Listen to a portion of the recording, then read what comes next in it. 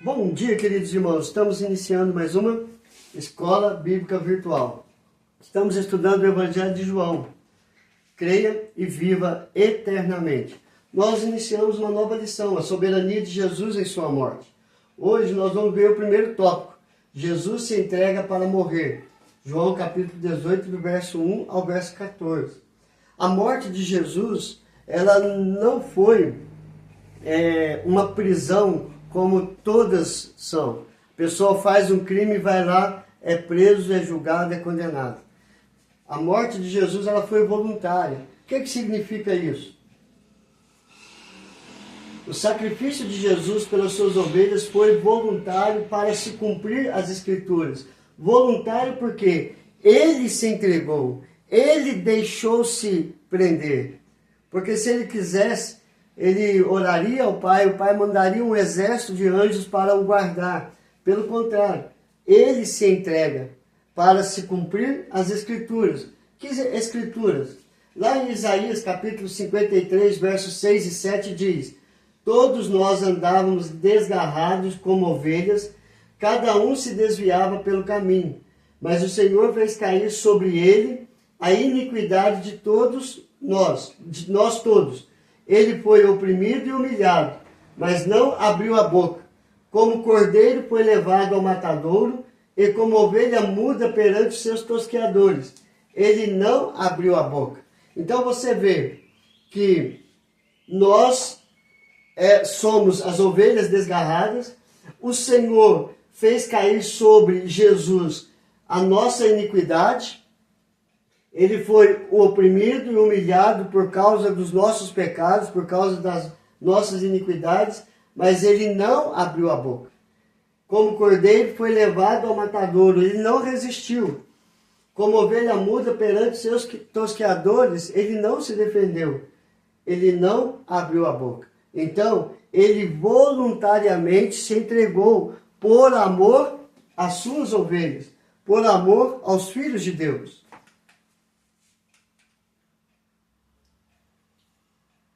Ele morre com um propósito específico, espontaneamente para salvar as suas ovelhas, espontaneamente para salvar os seus irmãos, espontaneamente para salvar os filhos de Deus.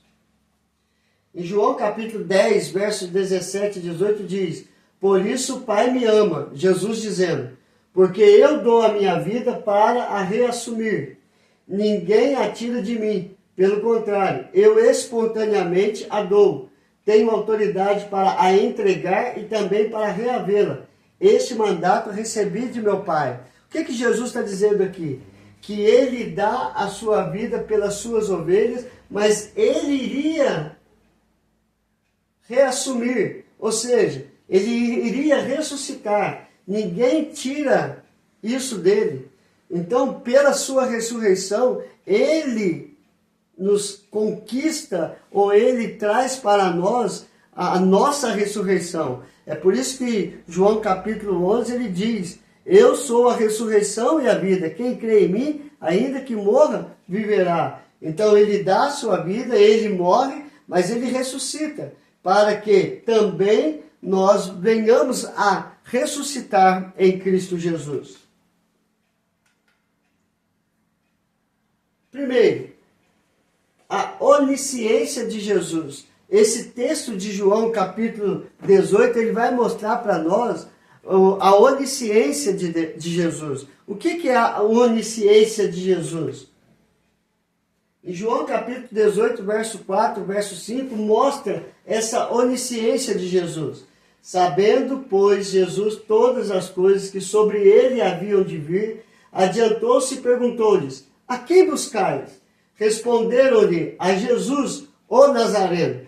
Então Jesus lhe disse: sou eu.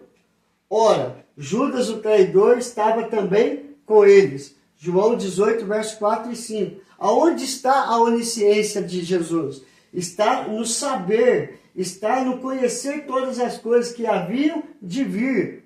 A onisciência de Jesus é o conhecimento prévio daquilo que iria acontecer. Ele tem conhecimento de todas as coisas. João destaca essa onisciência de Jesus, um atributo é qualidade exclusiva de Deus. Ele conhecia antecipadamente tudo que lhe havia de acontecer. Isso foi no primeiro milagre, na transformação da água em vinho, quando ele fala para Maria, não é chegada a minha hora. Isso foi quando ele iria ser preso antes, nenhum guarda lhe pôs a mão, porque ele sabia que não era a hora. Então, queridos, Cristo, ele tem essa onisciência, ele conhece todas as coisas antes. Segundo, Jesus exerce os 3 ofícios. Aqui, quando nós olhamos o texto, sou eu, isso mostra para nós que Jesus exerce os 3 ofícios. Quais? Segundo, através da expressão eu sou, que se repete 3 vezes, ele apresenta seus 3 ofícios. Quais? Primeiro, profeta, verso 5. Profeta por quê? Porque ele revela a Deus e proporciona comunhão com ele. Cristo, ele revela o Pai como Deus Pai. Ele revela ele como o Deus Filho. E ele revela o Espírito Santo como a parte da Trindade, o Consolador. Então, ele é profeta porque ele revela todas as coisas que iriam acontecer. Segundo, Rei, verso de número 6. Aquele que reina, ele é digno de toda adoração e reverência. Terceiro ofício, sacerdote, verso 8. Aquele que intercede por nós e protege-nos. Ou seja, na oração sacerdotal, no capítulo 17, ele intercede por nós. Agora ele se torna sacerdote porque ele vai interceder pelos nossos pecados e oferecer o sacrifício pelo pecado. Só que aqui ele é o sacerdote e a própria oferta. Ele se oferece em favor de nós. Terceiro, a inoperância da espada. Quando vai prender a Jesus, Pedro tenta proteger a Jesus, corta a orelha do Malco. Isso fica bem claro em João capítulo 18, verso 10 e 11. Então, Simão Pedro puxou da espada que trazia e feriu o servo do sumo sacerdote, cortando-lhe a orelha direita. E o nome do servo era Malco. Mas Jesus disse a Pedro, mete a espada na bainha. Não beberei, porventura, o cálice que o Pai me deu? Então aqui, Jesus ele mostra para nós algumas questões interessantes. Mas para Pedro, a principal, a inoperância da espada. Por quê? Inoperância da espada. Jesus não precisa de proteção. Ele estava se entregando por nós.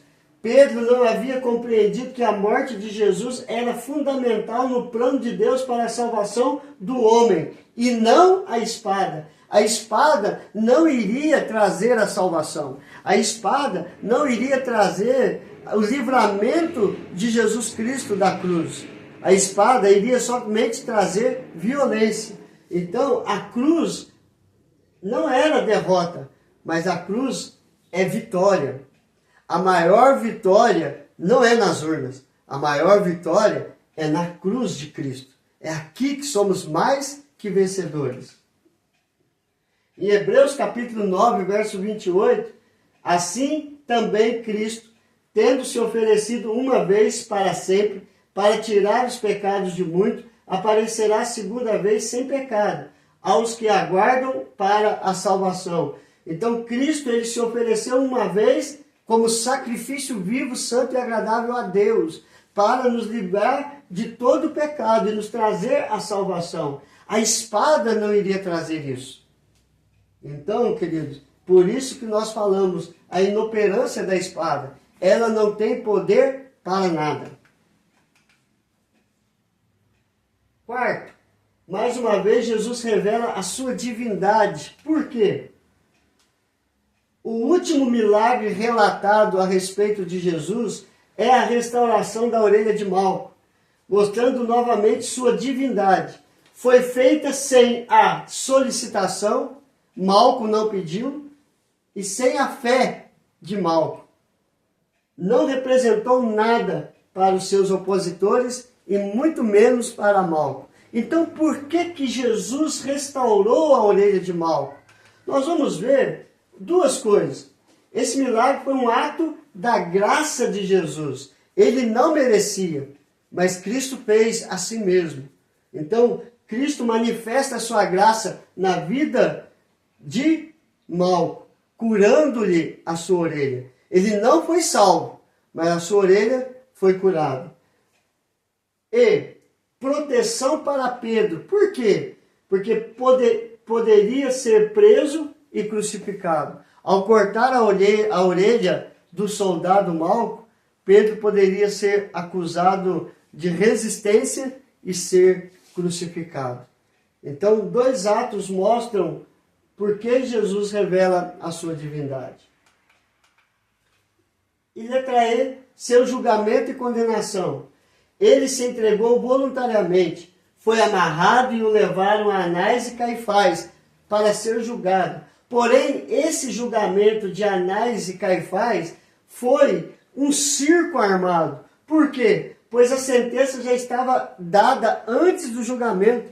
Jesus já tinha sido condenado à morte. Aqui foi só apenas para fazer um ato que teve um julgamento, mas não teve. A condenação já estava predita por eles. Nem considerais que vos convém que morra um só pelo povo e que não venha a perecer toda a nação? Ora, ele não disse isso de si mesmo, mas sendo sumo sacerdote naquele ano, profetizou que Jesus estava para morrer pela nação, e não somente pela nação, mas também para reunir em um só corpo os filhos de Deus, que andam dispersos desde aquele dia, Desde aquele dia resolveram matá-lo. Então já tinha condenado à morte. Por quê? Porque eles odiavam a Jesus. Isso fica bem claro no capítulo 16. E Jesus ele diz isso: se odiaram a mim, iriam odiar os seus discípulos. Então, irmãos, o seu julgamento foi totalmente arbitrário e ilegal. Porém, tudo para mostrar que Deus é soberano e está no controle de tudo, até mesmo o coração do homem, para cumprir as promessas de Deus, as profecias de Deus, e para cumprir o plano da salvação pela fé em Cristo Jesus. Então, o que nós aprendemos hoje? Nós aprendemos que Jesus se entrega para morrer. Ele oferece voluntariamente. Nesta entrega voluntária, ele nos mostra a sua onisciência. Ele exerce os três ofícios: profeta, rei e sacerdote. Ele mostra a inoperância da espada, não por força nem por violência, mas pelo Espírito Santo de Deus. Mais uma vez, Jesus revela a sua divindade e seu julgamento e condenação, que foi apenas um circo armado pela liderança religiosa da época. Que Deus nos abençoe. Nós vamos orar. Senhor, graças te damos pelo teu grande amor por nós, ó Pai. Ainda bem que o Senhor Jesus Cristo é onisciente. Ainda bem que ele se entregou por nós voluntariamente. Ainda bem, querido Deus, que pela fé nós podemos entender que somente por meio de Cristo Jesus nós temos a salvação. Trate isto com as nossas vidas. Trate isso com a vida de cada ouvinte. Que eles possam entender que o único caminho, a única verdade, o único que tem a vida para nos dar é Jesus Cristo e não há outro. E assim sermos salvos, não por força nem por violência, mas por Cristo Jesus.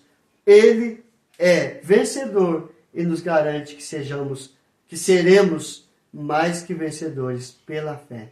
Nós oramos e agradecemos em nome de Jesus. Amém e amém. Que Deus te abençoe, queridos, e até amanhã, se Deus quiser.